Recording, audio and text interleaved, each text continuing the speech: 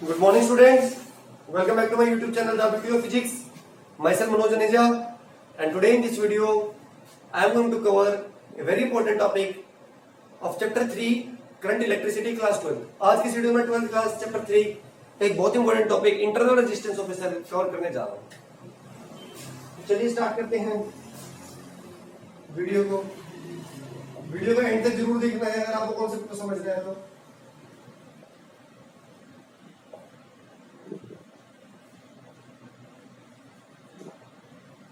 Internal resistance of a cell. Internal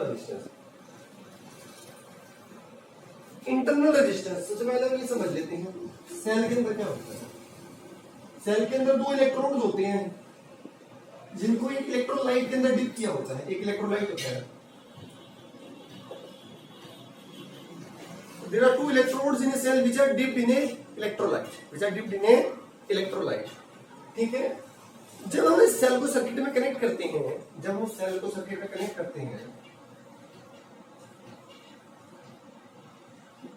shell connect होता है circuit में, it sends current through the external circuit. और current कहां से निकलती है? पॉजिटिव टर्मिनल से निकलती है। एक्सटर्नल सर्किट में तो जाती है बाहर, पॉजिटिव से नेगेटिव की तरफ। बट जब करंट का पाथ कंप्लीट होता है, अंदर जाएगी current negative to positive.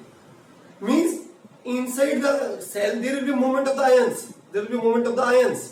So ions will move towards opposite ions will move towards opposite electrons. ठीक है। तो जब करंट इसमें से पास होगी इलेक्ट्रोलाइट में से, तब ये इलेक्ट्रोलाइट और इलेक्ट्रोड भी ऑपोजिशन ऑफर करेंगे करंट को। ये इलेक्ट्रोलाइट और इलेक्ट्रोड्स भी ऑपोजिशन ऑफर करेंगे। तो जो ऑपोजिशन इलेक्ट्रोलाइट और इलेक्ट्रोड्स ऑफर करते हैं उसे बोला जाता है इंटरनल रेजिस्टेंस। तो इंटरनल रेजिस्टेंस क्या है? Resistance offered by electrodes and electrolyte of a cell when current passes through the cell और फ्लोइंग थ्रू द सेल। जब करंट सेल के अंदर से जाती है तो इलेक्ट्रोड्स और इलेक्ट्रोलाइट उसको क्या ऑफर करते हैं? रेजिस्टेंस। इस रेजिस्टेंस का नाम दिया जाता है इंटरनल रेजिस्टेंस। क्या दिया जाता है? Internal resistance. ये किस किस फैक्टर पर डिपेंड करता है? Nature of the electrodes. आपने इलेक्ट्रोड्स किस टाइप के लिए हैं? Nature of the electrolyte second factor. इनके बीच में कितना सेपरेशन है? Separation between the electrodes third. And area of electrodes dip into the electrolyte. कितना एरिया आपने डिप किया हुआ है? तो किन फोर फैक्टर्स पे डिपेंड करता है?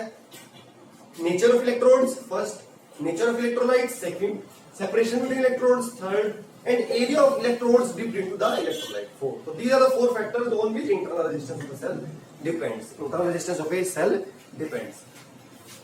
अब हम एक बहुत इंपॉर्टेंट टॉपिक करते हैं, इंटरनल रेजिस्टेंस को कैलकुलेट कैसे करते हैं किया जाएगा। What is the method to calculate internal resistance? अभी मैं आपके सामने एक डेरिवेशन करूंगा इंटरनल रेजिस्टेंस का। वो करते हैं।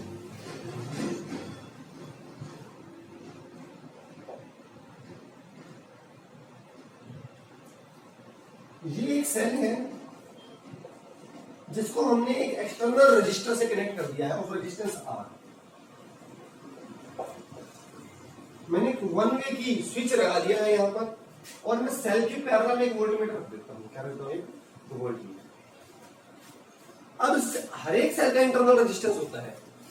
इंटरनल रेजिस्टेंस को वैसे सर्किट में अगर आपको प्रॉपर्ली विजुअलाइज करना है सर्किट में, तो सीरीज में कनेक्ट किया जाता है। कैसे कनेक्ट किया जाता है? सीरीज।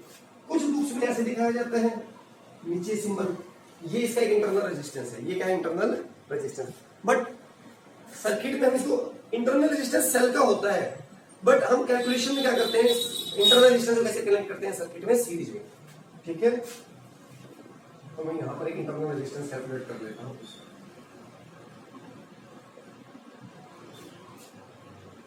ये कोई एक्सटर्नल रेजिस्टर नहीं है, कोई अलग से नहीं कनेक्ट किया है आपने। ये तो बस एक स्टडी करने का एक तरीका है कि मैंने जो इक्विवेलेंट सर्किट बनाने के लिए जो इसका इंटरनल रेजिस्टेंस है उसको सीरीज में कनेक्ट कर दिया। ठीक है। इसको स्मॉल आर से डिनोट करते हैं। किसे करते हैं? Small R. अभी सेल सर्किट में नहीं आया क्योंकि स्विच इज ऑफ। तो जो पोटेंशियल डिफरेंस वोल्टमीटर शो करेगा ना उसे बोलेंगे हम ईएमएफ। क्या बोलेंगे? ईएमएफ। Electromotive force. क्या होता है? Maximum potential difference across the terminals of a cell when it is in open circuit. Maximum potential difference cell के क्रॉस जब ये कहा है ओपन सर्किट में, ये कहा है ओपन सर्किट में। मतलब इससे कोई करंट ड्रॉ नहीं की जा रही, कोई करंट ड्रॉ नहीं की जा रही। इसको डिनोट करते हैं ई से, ये हम किसे डिनोट करते हैं ई से। जैसे ही मैं वो कनेक्ट करूंगा सेल को सर्किट में, करंट ड्रॉ होगी। जैसे ही करंट जाएगी सेल में से तो एक ड्रॉप इसके क्रॉस भी तो आएगा, आई इंटू आर। इंटरनल रेजिस्टेंस या क्रॉस भी तो एक ड्रॉप आएगा, आई इंटू आर। तो जो ये वोल्टमीटर अब रीडिंग शो करेगा ना, वो ईएमएफ से कुछ कम करेगा, कुछ कम करेगा। क्यों? क्योंकि अब जब आपने सेल में से करंट ड्रॉ कर लिया है, अब सेल के अंदर से भी करंट पास हो रहा है, तो करंट पास हो रहा है तो मैंने क्या कहा था, सेल को इलेक्ट्रोड्स और इलेक्ट्रोलाइट क्या ऑफर करेंगे, रेजिस्टेंस। तो I into are potential drop उस इंटरनल रेजिस्टेंस की वजह से हो जाएगा, आई इंटू आर। तो इतना ड्रॉप, इतना पोटेंशियल ड्रॉप को ईएमएफ में से कम करना पड़ेगा और वो आपके पास रीडिंग आएगी। इसे कहते हैं टर्मिनल पोटेंशियल डिफरेंस। क्या बोलते हैं? Terminal potential difference. क्या है? ईएमएफ में से आप जो पोटेंशियल ड्रॉप इंटरनल रेजिस्टेंस के क्रॉस आएगा वो माइनस होकर जो आपका बचेगा वो टर्मिनल पोटेंशियल डिफरेंस है। और क्या कहते हैं हम इसे? टर्मिनल पोटेंशियल डिफरेंस को कैसे डिफाइन करते हैं? Potential difference between terminals of a cell when it is in closed circuit, when it is in closed circuit.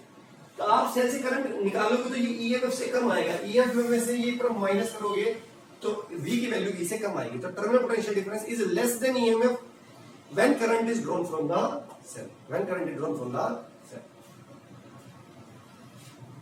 अब करते हैं हम इसकी डेरिवेशन को, इसकी डेरिवेशन करते हैं। आई करंट इक्विवेलेंट रेजिस्टेंस कितना हो गया सर्किट का? Capital R plus small. Current कितनी ड्रॉ होगी सर्किट से? Maximum potential difference E upon R plus R. इतना आपका आएगी करंट थ्रू द सर्किट। इसके अक्रॉस कितना ड्रॉप आएगा? इसके अक्रॉस V। आई कितना करंट जाएगा? सेम करंट जा रहा है इनटू आर। देखिए E upon R plus R into R. ठीक है, इसकी वैल्यू निकालते हैं, क्रॉस मल्टीप्लाई कर लीजिए। तो V R plus V small R is equal to E R. आपको तो ये निकालना है इसलिए इसको उधर भेज दीजिए, E R minus V R. इनमें से आपको आर कॉमन दिखाई दे रहा है तो बचा क्या है? E minus we into are. ये वी मल्टीप्लाई में तो डिवाइड में डालो तो ये फॉर्मूला आ गया है। आपको इसको थोड़ा सा मोड सॉल्व कर सिंपलीफाई कर देते हैं। इसको वी को सेपरेट कर दो, सेपरेट कर दो। E upon V minus V upon V is 1 into capital R। तो this is the expression for internal resistance of a cell. तो आपको ईएमएफ पता है, सेल का टर्मिनल पोटेंशियल डिफरेंस पता है, एक्सटर्नल रेजिस्टेंस पता है, तो आप इंटरनल रेजिस्टेंस पता लगा सकते हैं। This is the method to calculate internal resistance of a cell when its terminal potential difference and EMF are known and resistance of external resistor is also known to us, is also known to us. अब एक case ऐसा भी होता है जिसमें terminal potential difference ना EMF से बड़ा आता है। टर्मिनल पोटेंशियल डिफरेंस अगर आपने सेल में से करंट ड्रॉ कर ली तो I into internal resistance I R, इतनी बेसिकली एनर्जी कम हो गई किसमें से? ईएमएफ में से। तो आपने कहा था टर्मिनल पोटेंशियल डिफरेंस मिलेगा। बट अगर आप सेल की चार्जिंग कर रहे हो, चार्जिंग किसी बड़े सेल से, अगर आप इस सेल को चार्ज कर रहे हो, suppose this is 2 volt, suppose this is 10 volt, आप इसको चार्ज कर रहे हो तो करंट इसके अंदर से अपोजिट डायरेक्शन में जाएगा। तो अब जो पोटेंशियल ड्रॉप आएगा वो उसमें ऐड होगा। तो during charging this expression will be this and terminal potential difference would be more than the EMF of a cell. तो usually terminal potential difference EMF से कम होता है, but during charging it is more than the EMF of the cell because direction of current is reversed inside the cell during its charging। ठीक है, और कितना ज्यादा होगा? It depends upon internal resistance and the current through the circuit। इन दो factors पे depend करेगा, internal resistance कितना है, करंट कितनी है। तो उनकी मल्टीप्लाई करके आप ऐड करोगे ईएमएफ में और आपका टर्मिनल पोटेंशियल डिफरेंस आ जाएगा जो कि उससे ज्यादा होगा, जो कि उससे ज्यादा होगा। तो आज की इस वीडियो में रखते हैं इतना ही। नेक्स्ट वीडियो में हम करेंगे combination of cells, series and parallel combination of cells कैसे होता है। और इस साल सीबीएसई ने एक बहुत इंपॉर्टेंट टॉपिक था वो स्किप कर दिया है क्योंकि आपका सिलेबस को रिवाइज किया गया था। Series and parallel combination of resistors, उसको स्किप कर दिया गया है उस टॉपिक को, एंड कलर कोड, इसलिए नेक्स्ट टॉपिक में करेंगे series and parallel combination of cells. Video पसंद आया तो लाइक कर दीजिएगा, चैनल फर्स्ट टाइम है तो सब्सक्राइब करके बेल आइकन भी प्रेस कर लीजिए। Thank you so much children.